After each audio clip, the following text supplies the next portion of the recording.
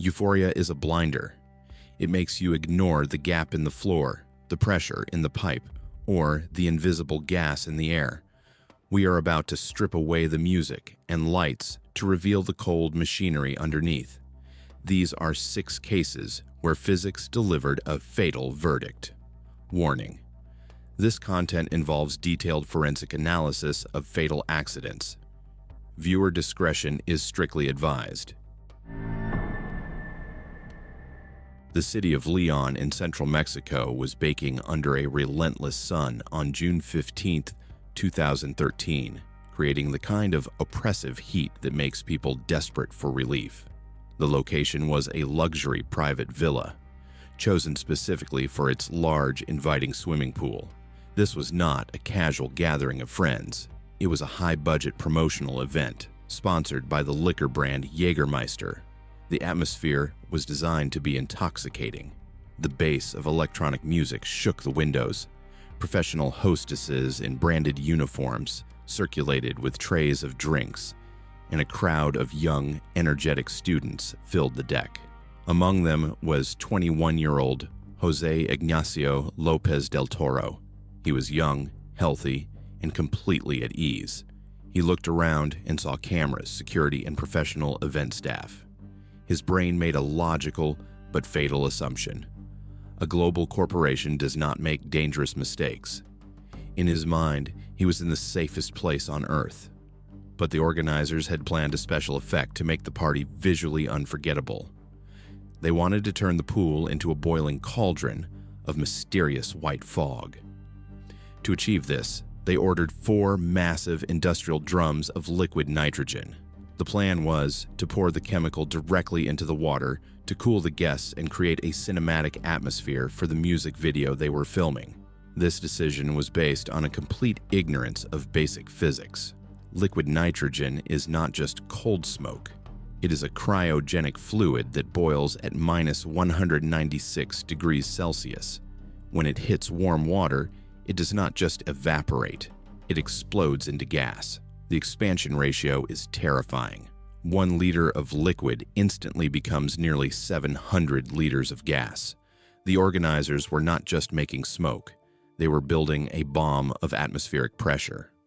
As the sun began to set, the music reached its peak. The staff, dressed in bright orange shirts, rolled the heavy metal drums to the edge of the pool. At a signal from the DJ, they tipped the drums. The reaction was violent and instant. A massive, thick blanket of white vapor erupted from the water. It rolled over the surface, spilling onto the deck and burying the sun loungers in a dense fog. It looked magical. It looked like a dream. The host grabbed the microphone and shouted for everyone to jump in. The guests, thrilled by the spectacle and trusting the organizers, surged forward. Jose Ignacio was in the front wave. He dove into the white cloud, cheering. The trap snapped shut the moment his head went under the layer of fog. The white mist was not air. It was pure concentrated nitrogen gas. Because nitrogen is heavier than the warm air around it, it did not float away. It settled right on top of the water, displacing all the oxygen. The pool had effectively become a hypoxic trap without walls. The horror of nitrogen asphyxiation is that it is a biological trick. The human body has no alarm system for a lack of oxygen. We only feel panic when carbon dioxide builds up in our lungs. But here, the victims were breathing out carbon dioxide and breathing in pure nitrogen. Their bodies did not know they were dying. They did not gasp or thrash. They simply turned off. Jose surfaced, took a deep breath of what he thought was air, and his brain instantly began to shut down. Within seconds, his motor functions failed. He slipped beneath the water, silently drowning, hidden from view by the beautiful white smoke. On the deck, the party raged on. The DJ kept spinning tracks. People were dancing just feet away from the dying swimmers. The fog was so thick that no one could see the bodies sinking to the bottom of the pool. It took several long minutes for the first guest to realize that the people in the water were not moving. The music stopped. A scream cut through the heavy air. Panic triggered a chaotic chain reaction. Guests on the deck tried to reach down to pull their friends out, But as soon as they lowered their heads into the fog layer to grab a hand, they too inhaled the nitrogen and collapsed, nearly falling in themselves. It was a scene of invisible warfare. The enemy was the air itself. Rescuers had to hold their breath, diving blindly into the opaque white soup to find limp bodies. They dragged Jose and others onto the concrete. The scene transformed from a luxury party to a mass casualty event in seconds. Young people lay on the wet tiles, their lips blue, their chests still. The ambulance sirens wailed in the distance, but the damage to Jose's biology was catastrophic. He had suffered severe cerebral hypoxia. His brain had been starved of fuel for too long. He was rushed to the intensive care unit in Leon, where doctors placed him on life support. For weeks, his family sat by his bedside, praying for his neural pathways to reconnect. But the laws of chemistry are absolute and unforgiving. The massive displacement of oxygen had caused irreversible cell death. Jose Ignacio Lopez del Toro never woke up. He was pronounced dead, a victim of a special effect that ignored the fundamental rules of nature. The investigation revealed that the organizers had simply wanted a cool video for social media. They did not understand that by pouring nitrogen into the pool, they were manually removing the one thing human beings need to stay alive. The empty pool, later drained by police, stood as a silent concrete monument to the lethal gap between a fun idea and the cold reality of physics. A young life ended not by malice, but by a white cloud that looked like heaven but acted like a vacuum. The night of January 12, 2012, in Chicago was defined by a punishing sub-zero wind that whipped off Lake Michigan, freezing the city into a block of ice. But inside the luxury high-rise apartment complex on the prestigious Gold Coast, the brutal winter felt like a distant rumor. On the 17th floor, a graduation celebration was pushing the limits of noise and capacity. The air inside the penthouse was heavy with heat, loud music, and the reckless energy of young adults who felt they owned the world. Among the crowd was a 22-year-old recent graduate, a young man at the absolute peak of his confidence. He was surrounded by friends, fueled by alcohol, and looking for a way to escalate the night's entertainment. He wanted a story that would make him a legend among his peers. He found his stage in the hallway utility room, the building's trash chute. To his intoxicated mind, the small rectangular steel door didn't look like a piece of industrial infrastructure. It looked like a playground slide. He imagined a fun, smooth ride that would deposit him safely into a pile of soft bags in the basement, where he could pop out and surprise everyone. This was a fatal hallucination born from a complete misunderstanding of building mechanics. A trash chute in a skyscraper is not a slide. It is a vertical acceleration tunnel designed to transport solid waste at terminal velocity. It is a galvanized steel throat that does not care about human biology. His friends laughed and filmed as he pulled open the intake door. The smell of stale garbage and cold air drafted up from the dark abyss, but he ignored the warning. He climbed onto the lip of the chute, feet first. The moment he let go of the frame, his timeline severed from reality. As the heavy, self-closing door clicked shut above him, the party instantly ceased to exist. He was plunged into absolute suffocating darkness. Gravity took immediate possession of his body. The fall from the 17th floor is a drop of nearly 170 feet. He didn't slide smoothly. He plummeted. His body ricocheted violently against the metal rivets and welding seams of the tube, gaining speed with every floor he passed. In the pitch black, there was no up or down, only the terrifying roar of rushing wind and the brutal, bone-jarring impacts against the walls. He was no longer a student. He was a biological object moving through a system designed for refuse. The descent lasted only a few seconds, but in the warped perception of a terrified mind, it must have felt like an eternity of helplessness. He hit the bottom with devastating force. He did not land in a soft pile of pillows.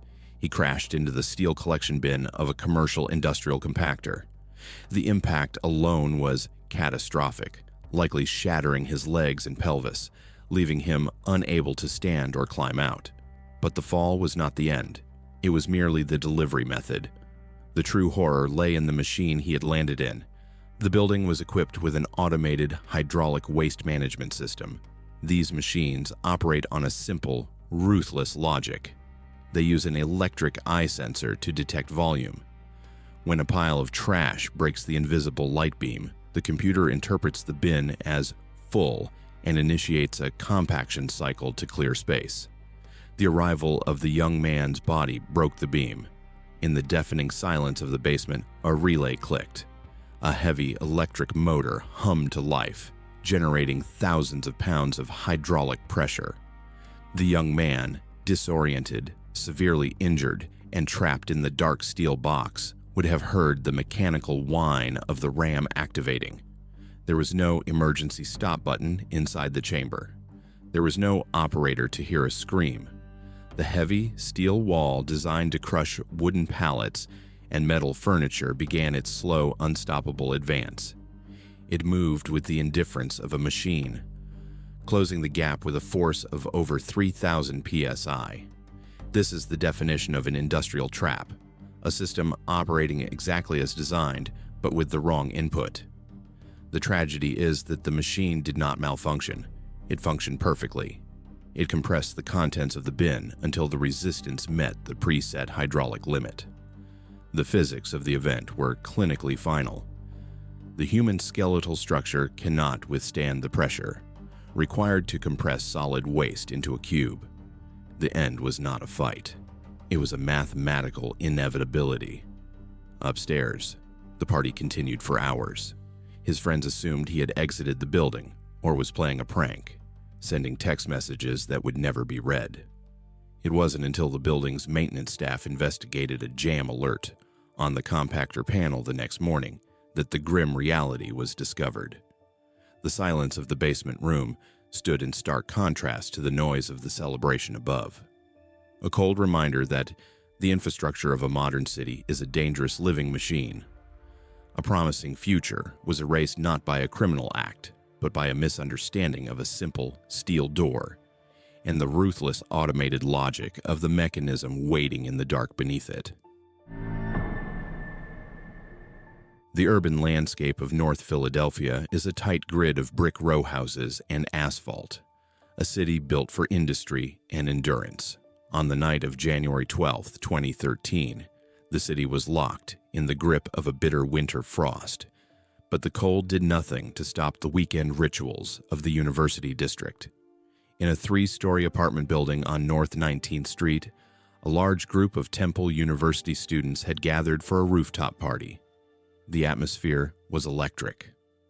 There is a specific kind of euphoria that comes from being on a roof. It feels like a private kingdom, high above the rules of the street below. Among the crowd was 19-year-old Ali Faustnaut, a vibrant undergraduate student with a bright future. She had come to the party to reconnect with her boyfriend and enjoy the view of the city lights. To the students, the flat roof felt like a solid, safe concrete deck. They laughed, held their plastic cups, and huddled together for warmth, trusting the structure beneath their feet implicitly. In the modern mind, a floor is a constant.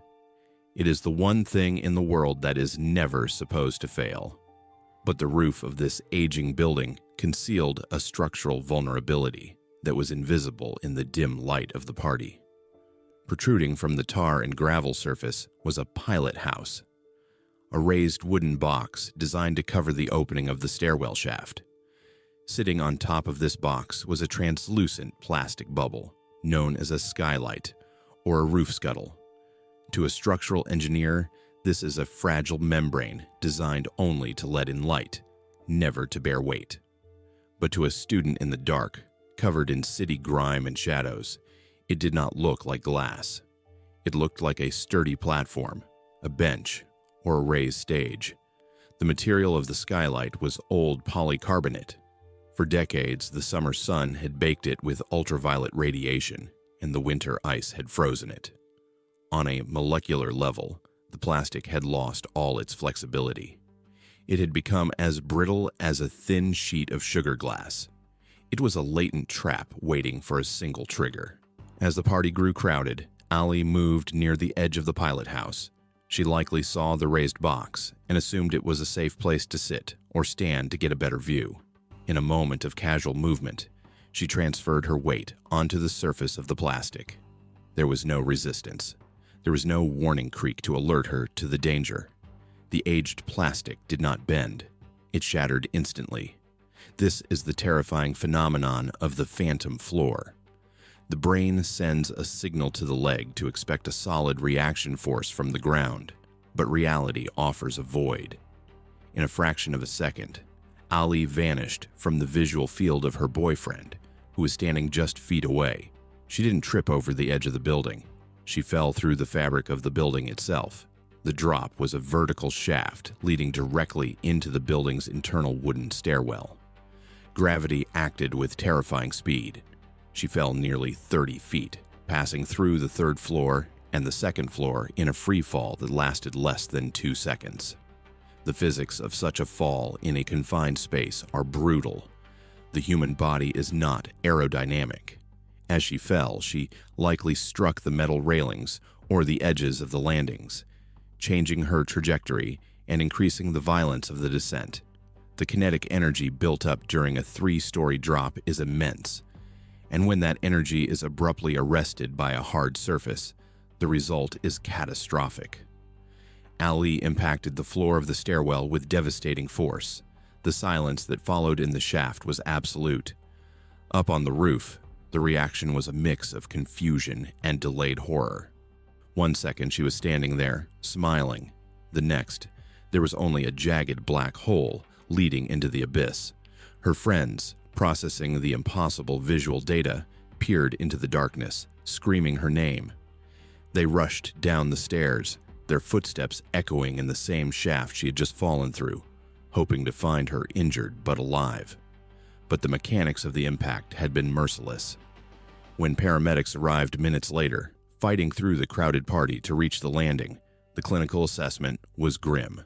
The blunt force trauma to her head and upper body was incompatible with life. The sudden deceleration against the hard infrastructure of the building had caused massive internal disruption. She was pronounced dead at Temple University Hospital shortly after arrival. The tragedy led to a wave of inspections across the city, revealing that thousands of these old skylights were waiting like landmines on roofs everywhere. For Ali, the lesson came too late. The skylight, a cheap piece of plastic meant to illuminate a hallway, had become a lethal doorway. It is a chilling reminder of the fragility of the built environment.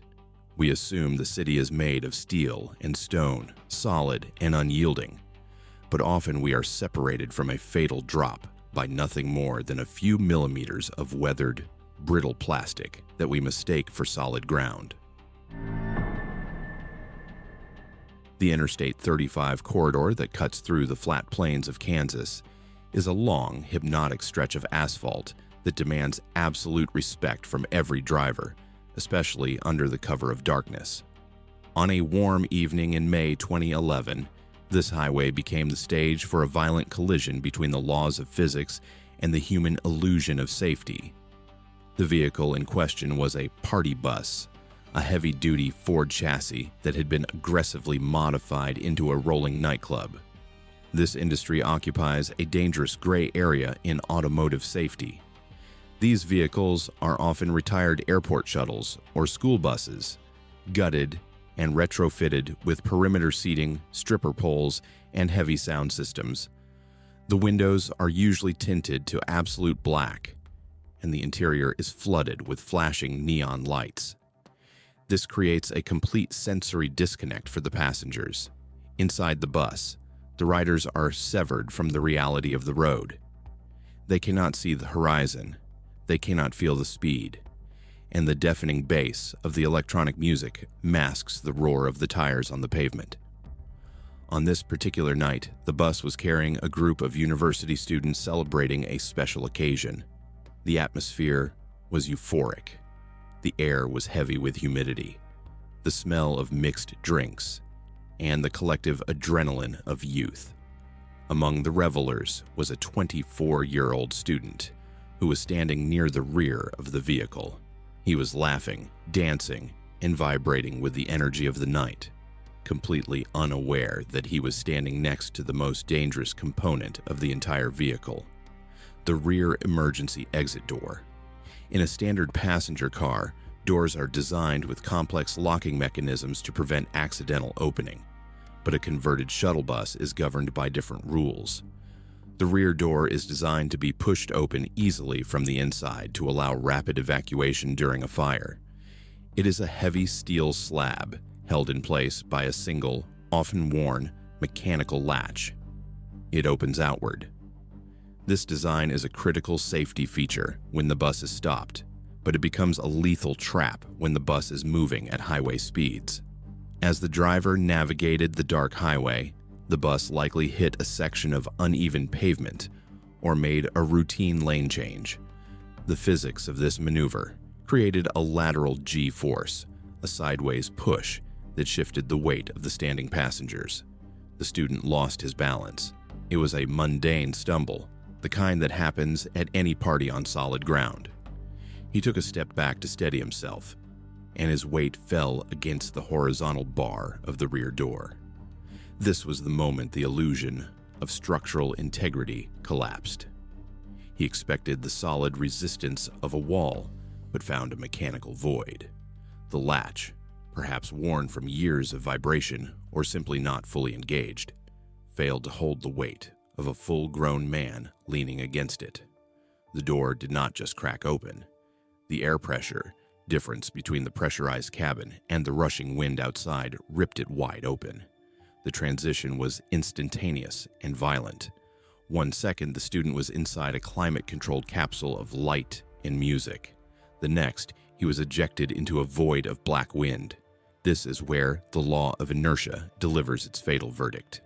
When a human falls out of a vehicle moving at 65 miles per hour, their body retains that forward velocity. The student hit the abrasive asphalt of the interstate, not as a static object, but as a projectile traveling at highway speed. The human body is not evolved to withstand a collision with a static surface at this velocity. The impact was not a simple fall. It was a catastrophic deceleration event. The friction of the road and the blunt force trauma of the initial impact caused injuries that are clinically described as multi-system trauma incompatible with life. Inside the bus, the music was so loud that for several seconds, no one realized what had happened. The party continued in the front of the bus while the back of the bus stared into the open, rushing night. When the realization finally hit the group, the scream that tore through the neon-lit cabin was one of primal horror. The driver, alerted by the chaos, pulled over to the shoulder, but the timeline of the victim had already ended. Emergency responders arriving at the scene found a tragedy that was purely mechanical in nature. There was no malice, no fight, only a failure to respect the boundary between a stationary room and a moving vehicle. The party bus industry sells the fantasy that the laws of the road do not apply inside their velvet-roped interiors, that you can drink and dance while hurtling through space. But the latch on the rear door is a physical object, indifferent to the celebration. It is a cold, mechanical reminder that no matter how loud the music is, inertia is always waiting for the door to open. The student's death served as a grim wake-up call to the dangers of unbelted passengers in retrofitted vehicles, proving that the membrane between a night of joy and a fatal forensic event is often just a single, unlatched handle. The massive brick dormitory of Stradley Hall at Ohio State University was vibrating with the chaotic energy of a Friday night in October 2006. The academic pressures of the week had dissolved into a haze of loud music, alcohol, and the collective roar of hundreds of students blowing off steam. The corridors were packed, doors were open, and the rules of the building were being ignored in favor of adrenaline. Among the crowd was 24-year-old Andrew Polakowski, a senior student who had just finished a long week of classes. He was known as a bright, energetic guy, but on this night, he was swept up in the hive mind of the party. In the ecosystem of a college dorm, elevators are often treated as toys rather than what they actually are, heavy industrial transport systems. Students crowd them, jump in them, and pry them open, forgetting that these are 2,000-pound steel cages suspended by tensioned cables. Around 11:30 p.m., Andrew and a group of friends decided to engage in a high-risk ritual known as elevator surfing. The plan was to force open the doors on the third floor, climb onto the roof of the elevator cab, and ride it up and down the shaft like a hidden roller coaster. It is a thrill-seeking behavior based on a profound misunderstanding of mechanical engineering. To a student, an elevator shaft looks like a secret fort. To an engineer, it is a hoistway, a dangerous machine room filled with high-voltage lines, moving steel rails, and passing counterweights that slice through the air like guillotines. Andrew managed to pry the exterior doors apart and stepped out onto the roof of the car. It was not a clean, flat platform. The top of an elevator is a mess of grease, dust, crosshead beams, and mechanical equipment. It is a workspace designed for maintenance professionals who follow strict lockout procedures, not for a student in the middle of a party. Andrew stood up on the metal surface, surrounding himself with the dark concrete throat of the building. This was the moment of no return. The elevator system, unaware of the unauthorized passenger on its roof, received a call signal from a higher floor. The safety interlocks engaged. The massive electric traction motor in the penthouse machine room hummed to life. This motor is designed to lift thousands of pounds of dead weight without hesitation. It does not have eyes. It does not have sensors to detect soft biological tissue on its exterior. The car began to accelerate upward. At first, the sensation might have been thrilling, the wind rushing past, the cables singing with tension. But the geometry of an elevator shaft is unforgiving. As the car rises, it passes the concrete headers, or lintels of the door openings on each floor.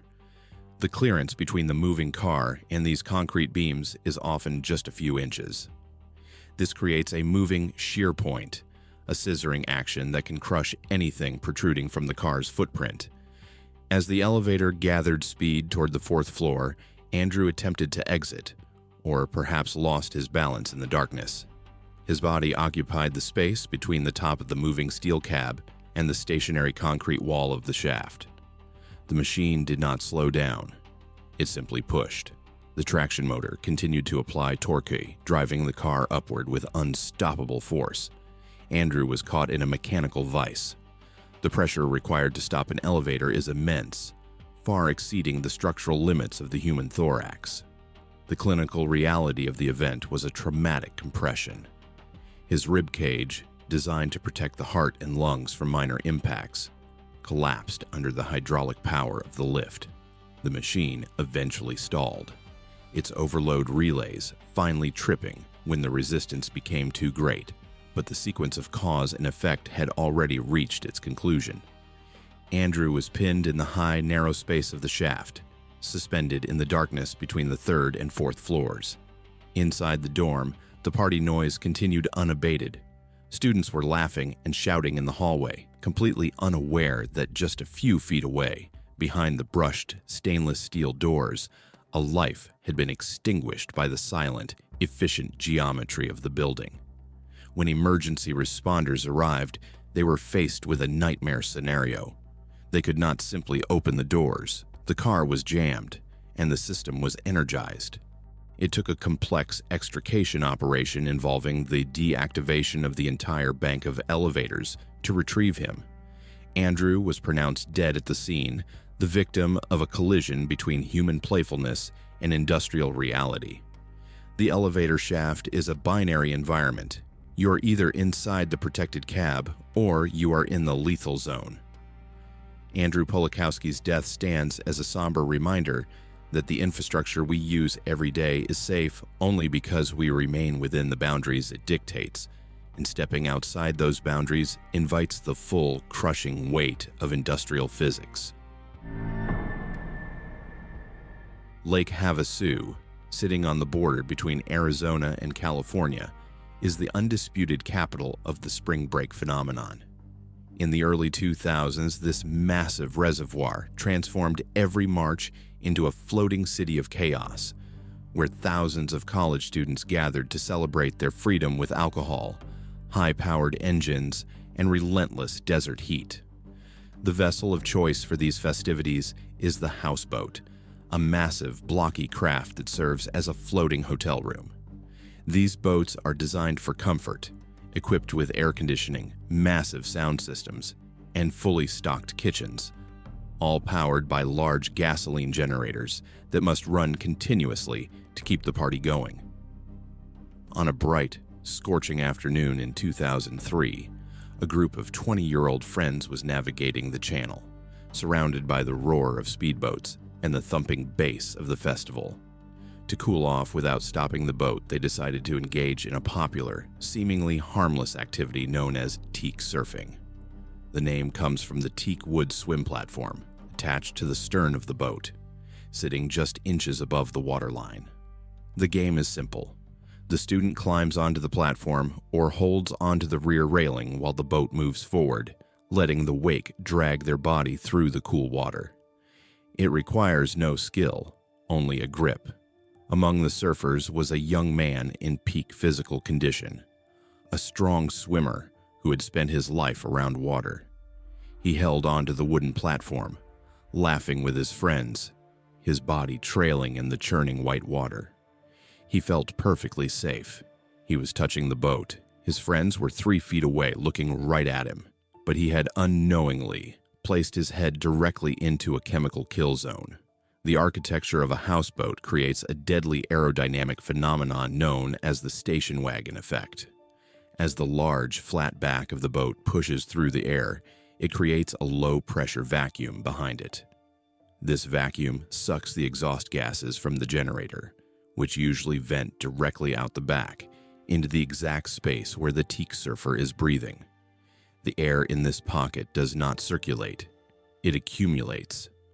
The primary component of this exhaust is carbon monoxide, CO, a gas that is invisible, tasteless, and odorless. In the open air, CO dissipates quickly, but in the vacuum bubble behind a moving houseboat, concentrations can reach levels that are instantly toxic. The student was breathing air that was essentially pure poison. The biology of carbon monoxide toxicity is terrifyingly efficient. The gas acts as a molecular imposter. Human hemoglobin, the molecule in red blood cells responsible for transporting oxygen to the brain, has a fatal flaw.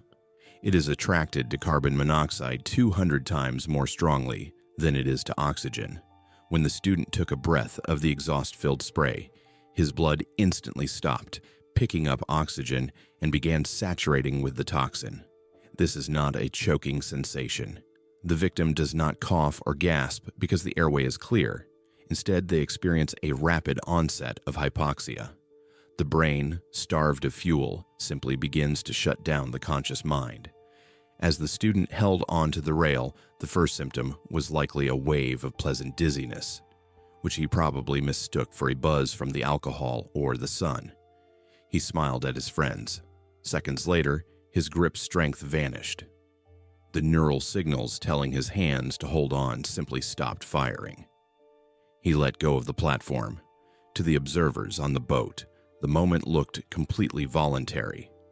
They watched him drift back into the wake, assuming he had decided to let go and wait for them to circle back, or that he was diving under to rinse off.